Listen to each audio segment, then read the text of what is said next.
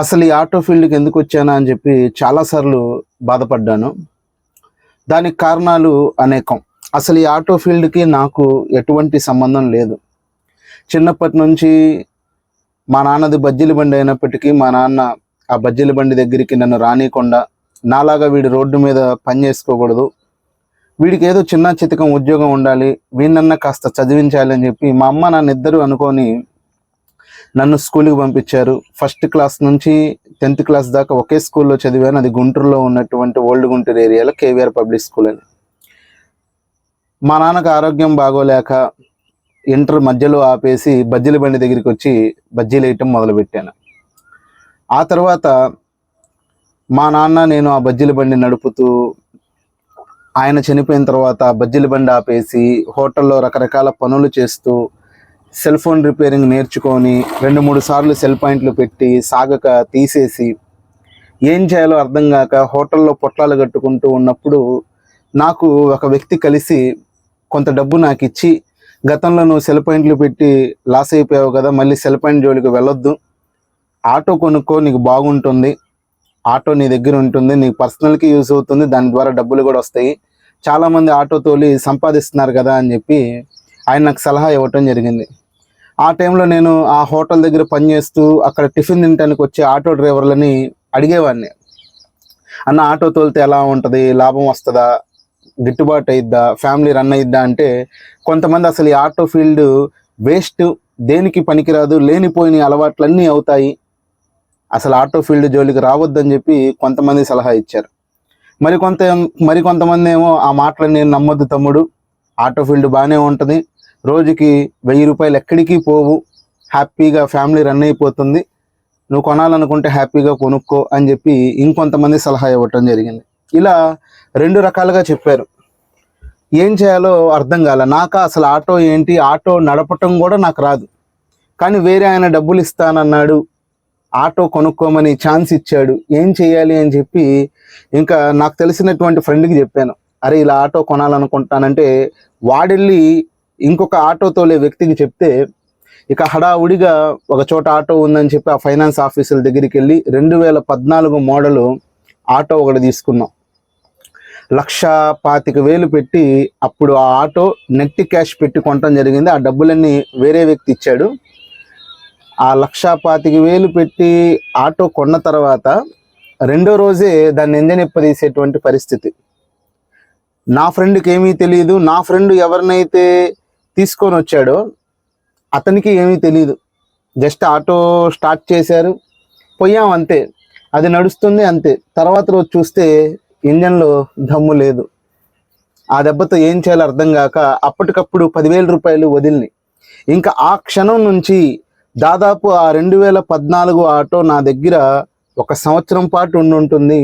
దానికి 60-70 వేల రూపాయలు ఎప్పుడైనా కానీ రిపేర్లకే పెట్టుంటాను. ఒకరోజు బాగుంటే 2వ రోజు బాగోదు. ఈ పూట ఒక 500 తోలాము అని చెప్పి సంపాదిస్తే సంతోషం లేదు, 2వ రోజు 1000 రూపాయలు రిపేర్ ఎదురుగా ఉండేది, ఏదో ఒకటి. మరి సెకండ్ హ్యాండ్ది ఎందుకు కొన్నావురా బాబు, కొత్తది కొనొచ్చుగా అంటే కొత్తది 3 లక్షలు, మన దగ్గర అంత డబ్బు లేదు. ఒక 30,000-40,000 డౌన్ పేమెంట్ కట్టి ఆటో తీసుకుంటే నెలకు వచ్చేసి 10,000-12,000 రూపాయలు ఒక 2-3 సంవత్సరాలు కట్టేటువంటి పరిస్థితి. నాకా ఆటో ఫీల్డ్ కొత్త, అసలు ఆటోలో ఎంత సంపాదించగలం ఏమీ నాకు తెలియదు అప్పటికి, ఒక 4 ఏళ్ల క్రితం. కాబట్టి కొత్తది కొని అంత డౌన్ పేమెంట్ నెల ఈఎంఐస్ నేను కట్టలేను, కట్టకపోతే ఆటో ఫైనాన్స్ వాళ్ళు ఎత్తుకొని వెళ్తారు, కాబట్టి సెకండ్ హ్యాండ్లో కొనుక్కుందాం అని చెప్పి నమ్మాను.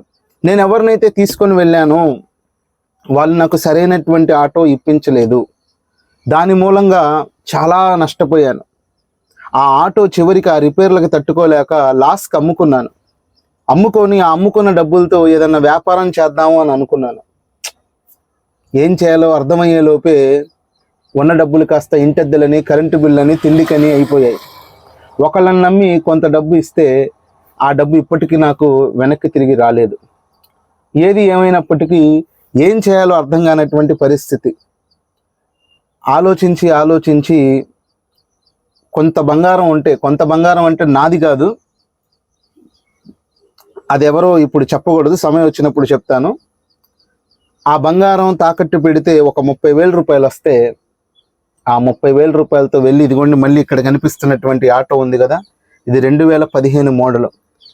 షరీఫ్ అని నా ఫ్రెండ్ ఒకడు ఉంటే వాడిని తీసుకొని వెళ్ళి 2015 మోడల్ ఆటో ఇది, 30,000 రూపాయలు డౌన్ పేమెంట్ కట్టి ఇది తీసుకొని సుమారు 2 సంవత్సరాలు అవుతుంది. నెలకు వచ్చేసి దీనికి 7,000 రూపాయలు ఈఎంఐస్ అన్నవి కట్టాలి. అలా సంవత్సరంన్నర అంటే 18 నెలలు కట్టాలి. యాక్చువల్గా ఇది పోయిన సంవత్సరమే దీని ఈఎంఐస్ మొత్తం క్లియర్ అవ్వాలి. కానీ నేను సరిగ్గా కట్టలేక 2 నెలలకి కట్టాలి, 2 నెలలు కట్టాల్సింది 1 నెల కట్టి, 3 నెలలు కట్టాల్సింది 2 నెలలు కట్టి, ఇలా టైంకి కట్టక సంవత్సరం దాకా లేట్ అయిపోయింది. కానీ ఏ రోజు కూడా నా ఫైనాన్సర్, నిజంగా నేను దేవుణ్ణి నమ్మను, ఆ భక్తి అవేమీ నాకు లేవులే, కానీ నిజంగా నా ఫైనాన్సర్ అనేటువంటి వ్యక్తి, చెప్తాను ఆయన గురించి కూడా, ఆయన నా మీద చూపించినటువంటి, అది జాలనాలో కడతాళ్లే వాడనాలో ఏమో తెలియదులే, కానీ ఏ రోజు కూడా నేను లేటుగా కట్టినా కానీ నన్ను పల్లెత్తి మాట కూడా అనలేదు. నా ఇంటికి వచ్చి ఆటో కూడా తీసుకొని వెళ్ళలేదు. చాలామంది ఫైనాన్సర్స్ని చూశాను. అంతెందుకు, మా బావ కొత్త ఆటో కొన్నాడు, ఆయన ఫైనాన్సర్ని కూడా నేను చూశాను.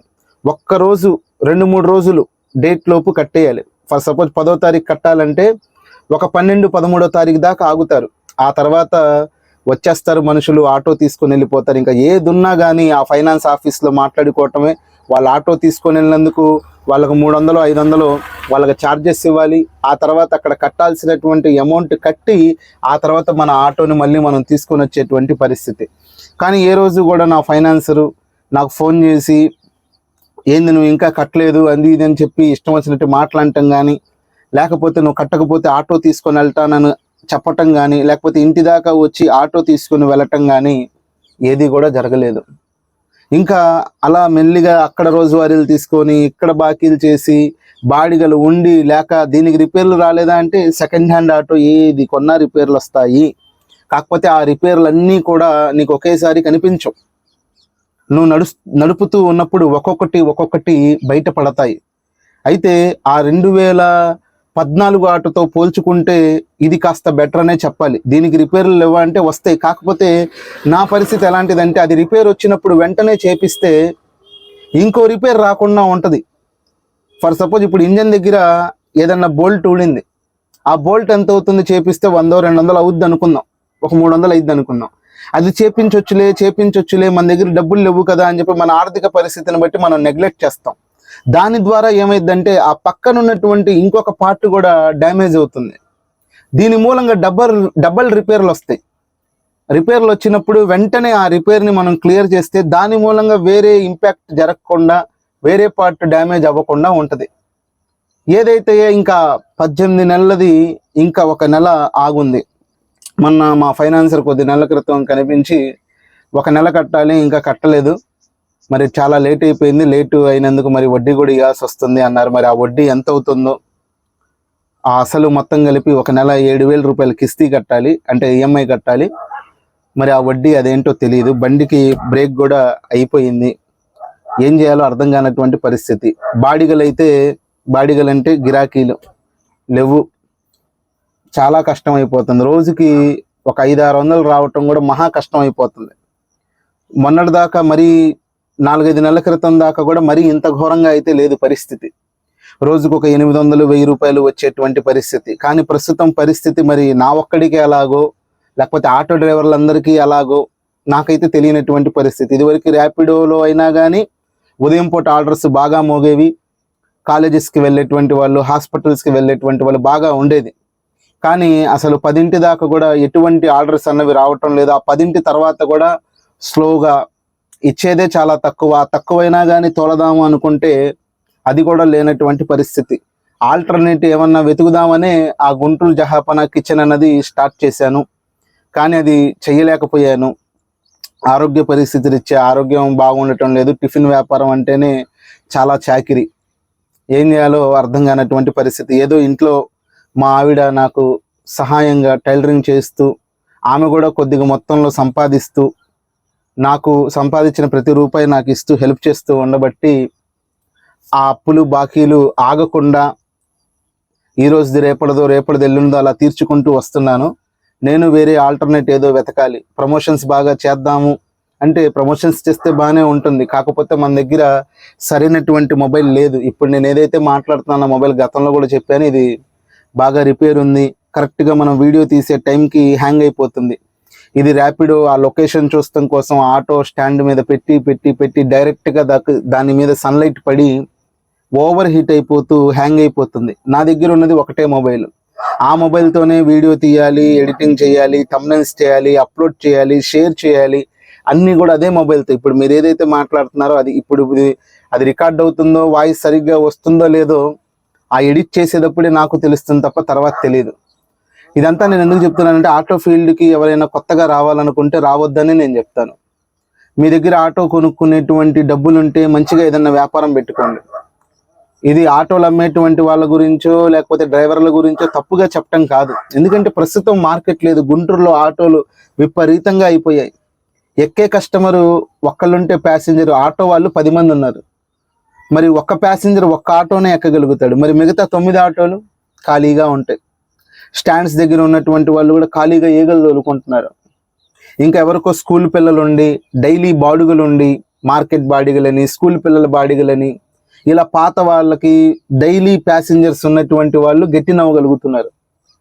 ఇలా రోడ్డు మీద తిరగాలి, ఎప్పుడో ర్యాపిడో మోగాలి, అప్పుడే ఆటోకి వెళ్ళాలి అంటే కష్టం.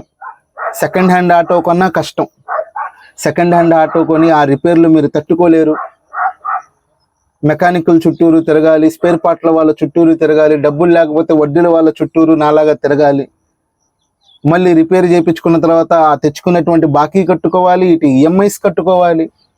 ఇదంతా కూడా చాలా కష్టంతో జరిగేటువంటి పని. కాబట్టి మీ దగ్గర ఒక 30,000 50,000 ఉండి డౌన్ పేమెంట్ కట్టి ఆటో కొనుక్కోవాలనుకుంటే ఏదైనా చిన్న వ్యాపారం చేసుకోండి. మీ దగ్గర ఏదైనా బండి ఉంటే ఆ బండి మీద వ్యాపారం, లేకపోతే మీ దగ్గర ఏదైనా కిరాణా షాపు గట్రా అట్లాంటివి ఏమైనా పెట్టే ఓపిక ఉంటే అలాంటివో చూసుకోండి తప్ప ఆటో జోలికి రావద్దు. ఇంకా కొత్తది కొనటం అంత అనవసరమైనది లేదు. ఇంకోటి, మీరు గ్యాస్ బండి కొనండి, ఎలక్ట్రిక్ బండి కొనండి, డీజిల్ బండి కొనండి, ఏదైనా నా దృష్టిలో వేస్టే. మరి కొనే వాళ్ళంతా ఏంటి అని మీరు అనొచ్చు, వాళ్ళకు కూడా కొద్ది రోజులు పోయిన తర్వాత అర్థమవుతుంది. మీరు వెళ్ళి అడగండి, నేను చెప్పేది అబద్ధం అయితే ఆటో డ్రైవర్స్ని వెళ్ళి అడగండి, అన్న నేను ఆటో కొనాలనుకుంటున్నాను, నేను ఫీల్డ్కి కొత్త, కొనొచ్చా అని అడగండి. వాళ్ళు ఏం సమాధానం చెప్తారో మీకే అర్థమవుతుంది. లేదు మేము కొనాలి అని అనుకుంటారా, ఒక్కసారి అద్దె బండి ఒక నెల తోలండి. మీరు ఒక అద్దె బండి తీసుకొని 400 350 ఉంటుంది అద్దె బండిని బట్టి. ఆ బండి మీరు అద్దెకి తీసుకొని ఆ అద్దె మీరు తీయగలిగి, బండి డీజిల్ తీయగలిగి మీకెంత మిగులుతుంది చూడండి. మీకు మిగిలేదాన్ని బట్టి ఆ డబ్బుతో మీ ఇల్లు గడుచుద్దా లేదా కూడా చూడండి. అద్దె 400 తీసేసి డీజిల్ ఒక 300 400 తీసేసి మీకు ఒక 200 మిగిలినవి అనుకోండి, దేనికి ఉపయోగపడతాయి ఆ 200? హోటల్కి వెళ్ళి టిఫిన్ చేస్తే 100 రూపాయలు అయిపోతాయి. మధ్యాహ్నం ఏదన్నా మీకు ఆకలేసి ఒక భోజనం తినాలంటే 150కి తక్కువ లేదు. నేను తెలుసో తెలియక వచ్చేసాను ఈ ఆటోలో. ఇప్పుడు ఇది అమ్మినా నేను పెట్టినట్టు పెట్టుబడికి డబ్బులు రావు, నాకు వేరే ఆప్షన్ లేదు, వేరే వ్యాపారం చేయడానికి నా దగ్గర పెట్టుబడి లేదు. బుర్రలో చాలా ఐడియాలు ఉన్నాయి కానీ నా దగ్గర పెట్టుబడి లేదు. కాబట్టి నాకు తప్పట్లా. ఇప్పుడు 400 రాని 500 రాని బాడిగలు లేకపోయినా ప్రస్తుతం నా పరిస్థితి ఇదే. అది నెల దాకో సంవత్సరం దాకో తెలియదు. కానీ మీకు అటువంటి పరిస్థితి లేకపోతే దయచేసి ఆటో ఫీల్డ్కి రావద్దు. నేను కరెంటు బండి కొంటానండి, వద్దు. గ్యాస్ బండి కొంటాను, వద్దు. డీజిల్ బండి కొంటాను, వద్దు. ఆటో ఫీల్డే వద్దు. ఒకవేళ మీరు కూడా వచ్చి నాలాగా ఇబ్బంది పడాలి అనుకుంటే పడండి. ఏదైతే ఈ ఆటో ఈరోజు నా దగ్గర ఉంది అంటే కారణం అది నా ఫైనాన్సరే. ఎందుకంటే నా ఫైనాన్సర్ నా మీద ప్రెజర్ పెట్టకపోబట్టి, నేను లేటుగా కట్టినా కానీ నన్ను ఏమీ అనకపోబట్టి, నా పరిస్థితిని అర్థం చేసుకోబట్టి ఈ ఆటో నా దగ్గర ఉంది. అందరు ఫైనాన్సర్ల లాగా నువ్వు ఎలా అన్నా చావు, నా డబ్బులు నాకు కట్టాల్సిందే అని చెప్పి నా గొంతు మీద గట్టిగా నుంచుంటే ఈ ఆటో ఎప్పుడో ఫైనాన్సర్ దగ్గరే ఉండేది. నేను మళ్ళీ హోటల్లో వెళ్ళి పొట్లాలు కట్టుకునేటువంటి వాడిని. ఈ ఆటో మూలంగా నాకు ఒకటే ప్లస్ పాయింట్. అన్ని మైనస్లేనారా బాబు, ప్లస్లు ఏం లేవా అంటే ఉన్నాయి, ప్లస్లు కూడా ఉన్నాయి. ఏంటంటే నా ఆరోగ్యం రీత్యా, నా అనారోగ్యం రీత్యా ఇది నాకు సెట్ అవుతుంది. ఒకటి, నాకు నచ్చినప్పుడు తోలగలను, నచ్చినప్పుడు పక్కన పెట్టేసి ఇంటికి వెళ్ళిపోగలను. ఒకటి, ఒకళ్ళ కింద పని చేయట్లేదు కాబట్టి వాళ్ళ ఆర్డర్స్ నా మీద ఉండవు. అంటే నాకు టాయిలెట్ రాని నేను ఇంటికి వెళ్ళి కాసేపు రెస్ట్ తీసుకొని వేరే వాళ్ళ పర్మిషన్ నేను అడగాల్సిన అవసరం లేదు. 1 గంట ఎక్కువ తోలుకున్నా 1 గంట తక్కువ తోలినా మొత్తం కూడా అది నా మీదే డిపెండెంట్ అయి ఉంటుంది. ఎందుకంటే ఈ ఆటో నాది కాబట్టి, దీనికి ఓనర్ని నేను కాబట్టి. మైనస్లు అంటే రిపేర్లు, బాడీగా లేకపోవటం, మెకానికల్ చుట్టూరు తిరగటం, ఈ రిపేర్లు చేయించలేక అప్పులు చేయటం, ఆ అప్పులు తీర్చలేక ఇంకొక అప్పు చేయటం, నెలకు వచ్చేసరికి బండికి ఫోర్స్ చేపించాలి, కాగితాలు చేపించాలంటే 10 నుంచి 15 వేల రూపాయలు ఖర్చు పెట్టేటువంటి పరిస్థితి. ఈ ఆటోస్ విపరీతంగా పెరిగిపోవటం మూలంగా బాడిగలు లేనటువంటి పరిస్థితి, ఇల్లు జరగటం కూడా కష్టమైనటువంటి పరిస్థితి. ప్లస్లు ఉన్నాయి, మైనస్లు ఉన్నాయి. మరి మీ ఆలోచన ఎలా ఉంటుందో చూడండి. నేనైతే ఆల్టర్నేట్ కోసం వెతుకుంటున్నాను. అది ప్రమోషన్స్ రూపంలో కానీ, ప్రమోషన్స్ చేయాలంటే ఇంకొక ఫోన్ కొనాలి, దానికి డబ్బులు లేవు. కిచెన్ అంటే ఆల్రెడీ అకౌంట్ ఉందిలే కానీ స్విగ్గీ జొమాటోలో, అది చేయటానికైతే నా ఆరోగ్యం సహకరించట్లా. వ్యాపారం కొద్ది గొప్ప బాగానే జరిగింది కాబట్టి. ఏదైతే ప్రస్తుతం నా పరిస్థితి ఉంది. మరి 1 నెల నేను ఈఎంఐ కట్టాలి. ఆ తర్వాత మరి ఆయన లేట్ అయినందుకు వడ్డీ ఎంత వేస్తారో చూడాలి. చెప్పాను నా పరిస్థితి, కొంచెం చూడండి, నా పరిస్థితి అంతగా బాగోలేదని. సరే నువ్వు ఆఫీస్కి రా మాట్లాడదామని ఆయన అన్నారు. మరి ఆఫీస్కి వెళ్ళిన తర్వాత అక్కడ ఆయన చెప్పేదాన్ని బట్టి ఎంత కట్టాలి ఏంటి అన్నది తెలుస్తుంది. ఆ తర్వాత మళ్ళీ బండి కాగితాలు చేపించాలి. ఏదైనా 30 నుంచి 40 వేల రూపాయల దాకా ఈ ఆటోకు మళ్ళీ నేను పెట్టాలి. రిపేర్లు కాకుండా బండికి ఈఎంఐ కట్టని, లేకపోతే లేట్ అయినందుకు వడ్డీ కట్టని, బండికి కాగితాలు చేపించని. మరి బండికి కాగితాలు చేయాలంటే ఆటో ఇలా ఉంటే కాదు, దీనికి కనిపించకుండా చాలా రిపేర్లు ఉన్నాయి, చాలా ఉన్నాయి. 1,00,000 రూపాయల రిపేర్లు అయినా కానీ దీనికి పెట్టేయచ్చు, అన్ని రిపేర్లు ఉన్నాయి. కానీ అలానే కింద పడి మీద పడి తోలుతున్నాను. చాలా మంది చెప్తారు ఇది అమ్మేసి గ్యాస్ బండి కొనుక్కో, ఎలక్ట్రిక్ బండి కొనుక్కో, దేనికి నెత్తికేసుకొని కొట్టుకోవడానికి. ఉన్న బండిని ఏం చేయాలో అర్థం కాక తలగిక్కుంటుంటే ఇంకా కొత్త బండి కొని దాన్ని తీసుకుని భుజం మీద పెట్టి ఓహో ఓహో ఓహో ఓహో అని ఊరేగాల. కాబట్టి అలాంటి పిచ్చి ఆలోచనలు ఏమీ లేవు. ఇది ఉన్నన్నాళ్ళు ఇది నాతోనే ఉంటుంది. ఇది నన్ను చాలా సమయాల్లో ఆదుకుంది. ఎంత ఇప్పుడు బాడీగా లేక నేను బాధపడినా కానీ ఇది చాలా సందర్భాల్లో నన్ను ఆదుకుంటుంది. టిఫిన్లు, ఆదివారం వస్తే చికెన్లు అన్నీ కూడా దీని మీద రన్నింగ్ అవుతున్నాయి. కాకపోతే కొద్ది నెలల నుంచి ఈ ర్యాపిడో అన్నది కష్టంగా ఉంది. ఆటోలు ఎక్కువగా పెరిగిపోయాయి, పెద్దగా ఆర్డర్స్ లేవు అనే ఒక బాధ. మరి కట్టుకోవాల్సినవి ఉన్నాయి కదా, నెలస్తే ఇంటద్దె కట్టుకోవాలి, కరెంటు బిల్లు కట్టుకోవాలి, బండికి ఈఎంఐ కట్టాలి, రోగం వస్తుంది, భార్య బిడ్డలు ఉన్నారు, తల్లి ఉంది. మరి బాధ ఉంటుంది కదా, లేకుండా ఎలా ఉంటుంది? బాధ్యత ఉన్నప్పుడే బాధ ఉంటుంది. ఇది పరిస్థితి. కాబట్టి ఆటో ఫీల్డ్కి రావాలనుకున్న వాళ్ళు రావద్దన్నది నా సలహా. అరే నువ్వేంటరా మాకు చెప్పేది, మాకు తెలియదా అంటారా? మీ ఇష్టానికి వదిలిపెడుతున్నాను. మరి మన ఛానల్లో ఈ వీడియో మీకు కొంచెమైనా నచ్చుంటే కొంచెం సబ్స్క్రైబ్ చేయండి మన ఛానల్ని. వీడియో నచ్చితే లైక్ చేయండి, మీ ఫ్రెండ్స్కి కూడా షేర్ చేయండి ఎవరైతే ఆటో కొనాలనుకుంటున్నారో. నెక్స్ట్ వీడియోతో మళ్ళీ కలుస్తాను. బాయ్.